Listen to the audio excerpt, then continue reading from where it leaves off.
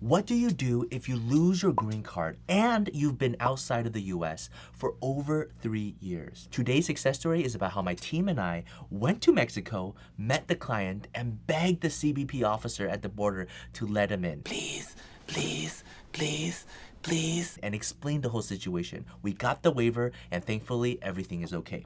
Let's get to it. Hi everyone, this is Joseph Tsang. I'm the managing partner here at Tsang Associates, where we solve legal problems with creative solutions.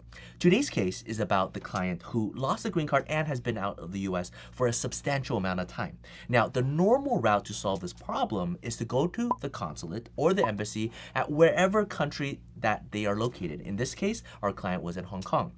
The problem is, if you go to the consulate or the embassy, you have to schedule an SB-1 visa. And because he lost his green card and because he's been out of the US for 3 years, it is a substantially difficult case to get approved. Denied?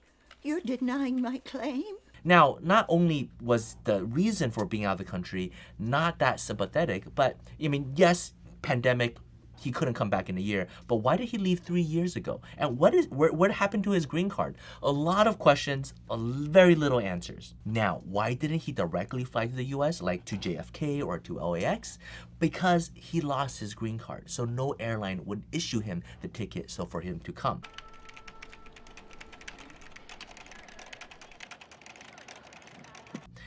He couldn't get a CBP officer to write a letter explaining to the airline that he's permissible. It just wouldn't work. So the only thing he can do is to get a Mexican visa, fly to Mexico, and then go to the CBP officer at the land border and for us to meet him in Mexico and explain everything to a CBP officer. Let me in. Let me in. So that's what we did. So for this case, we pulled out all the big guns. We talked about how he got his green card in the first place and how he's been in the US, educated at an elite high school, elite college, his transcripts, his major, how he worked here, but because of a sympathetic reason, he had to leave for 3 years and he lost his green card. He couldn't come back no matter how hard he tried. Look, all the different ways that he tried to contact different attorneys to help him. And finally, this is his only option. And we explained the consequence of denial. He loses his green card, he can't get his SB-1, and he has to be quarantined on another trip back. It's very, very sympathetic.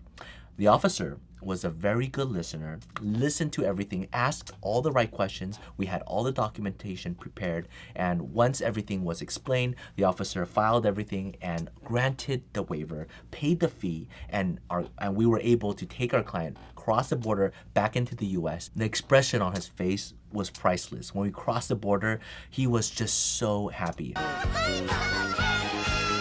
I mean, we were super relieved. I was panicking like all night before we went because it's like, if he gets deported, man, we have to stay in Mexico, make sure he can go back to Hong Kong. It's absolutely crazy, but glad everything worked out. I asked him, how are you gonna celebrate? What's the first thing you're gonna do? He's like, I'm gonna buy a house. I'm like, seriously? In this market? He's like, it's way too big of a deal that we got the green card back. My family's super happy. So he's finally gonna put down some roots. Very few people have to go through this way, and very few cases where our team and I have to wake up at 5:30 and go to Mexico. But if you have any questions, feel free to reach out to us. It was happy to share this story with you. Take care. Bye-bye.